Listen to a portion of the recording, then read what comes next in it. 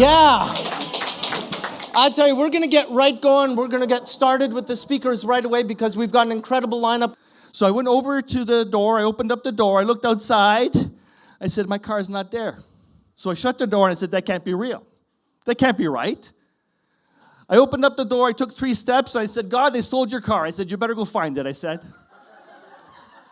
I walked back into the house. I shut the door and I thought, what am I going to have for lunch tomorrow? So I ended up phoning the police, and I said, listen, I said, my black Mercedes got stolen out of my driveway. I said, and it had a meatball sandwich sitting on the dash. And they said they need a description. I said, well, it's about 6 inches long. I said, ciabatta bread, 3 meatballs, tomato sauce. I said, delicious. And before you knew it, everyone in the audience thought that I must be a celebrity of some sort. Along comes this little boy over to me and says, Miss, may I have your autograph, please? And I say, my autograph? Who do you think I am? And he says, pointing to this, frumpy woman standing in the back, and he says, my mommy says you're a movie star. And I say, a movie star? No, I'm not. Tell your mother I'm not. So he goes back, very crestfallen and dejected, back to the back of the flight. And then a few minutes later, he comes bouncing back up to me with his big smile on his face, and he says, my mommy says, all movie stars say they're not movie stars. I wonder to myself, how is it that I always had a crush on the girl who dominated me? The one that was cute, the one that was really hot, the one that would emasculate me even when I was a little boy. Why did I have a crush on her? What was in it for me? And then I asked myself, if I'm attracted to all of these women that have this fire in them, then why do I have some of these female attributes? Other people actually liked to talk. It was really novel for me, okay?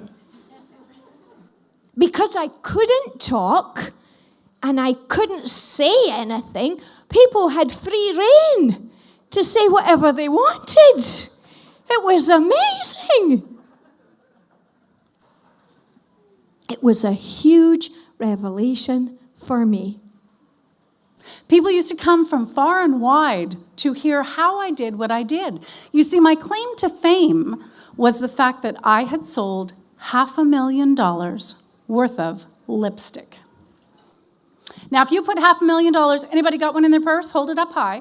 If you put $500,000 worth of lipstick end to end, it is more than 4.5 times the height of the CN Tower.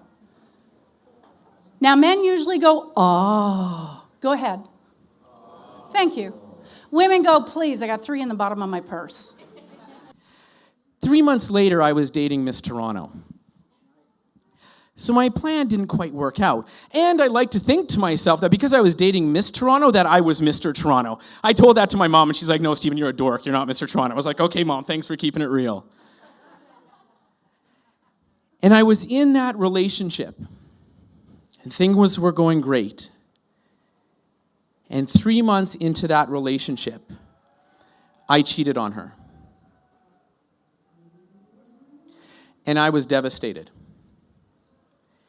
And I remember my girlfriend came to pick me up from my place, and I remember sitting in her car, and I was just lived at Bloor and Jarvis, and I remember looking at her and telling her what I had done and seeing the heartbreak on her face and feeling myself crumble inside. So happy Mo Mondays, everybody, and we're going to bring the speakers back up. Come on up. Get up. Thank you for sharing your heart with us.